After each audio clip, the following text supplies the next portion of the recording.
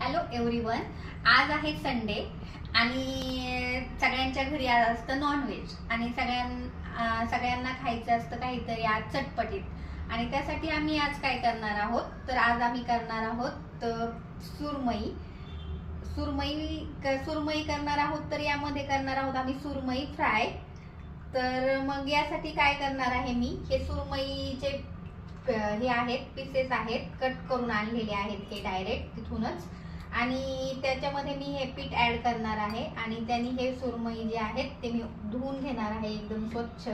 कारण ह्या पिठामुळे काय होतं, जो वास असतो माशांचा तो कमी होतो। सुरमई घेतलेले आहेत धुवून।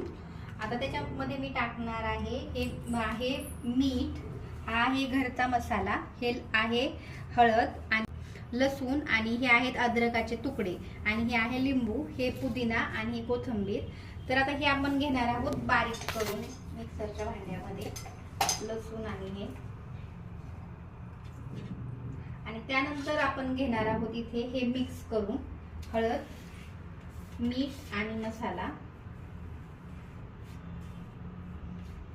आणि हे जे लिंबू आहे हे आपण यावरती पिळून घेणार आहोत। त्याची साईड आपण आता उलटी करणार आहोत,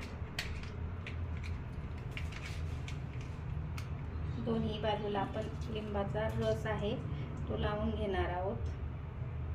आणि हे मीठ हळदीचं मसाल्याचं मिश्रण आहे हेही आपण त्याच्यावरती लावून घेणार आहोत।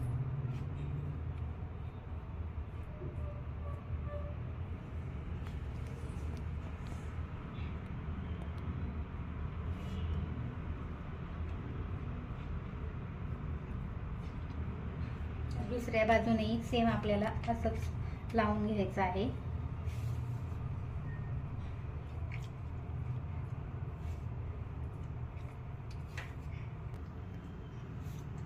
मिक्सर मधून मी घेतलेलं आहे वाटण काढून, आणि आता हे मी लावणार आहे प्रत्येक फिशला।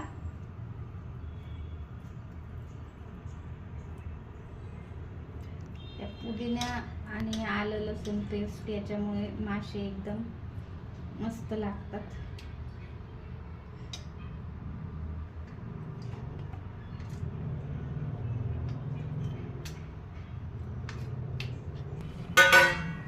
या फिशला मी ठेवत आहे अर्ध्या तासासाठी झाकून। त्यामध्ये मी घेतलेलं आहे तांदळाचं पीठ, थोडासा रवा आणि हळद टाकलेली आहे।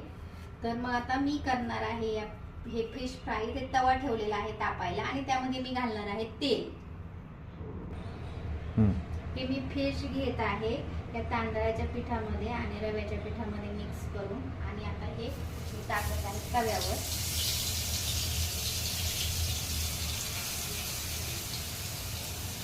तुम्ही असे सोबत 2-3 पीसेस सुद्धा टाकू शकता, कारण हे चिकटत नाहीये।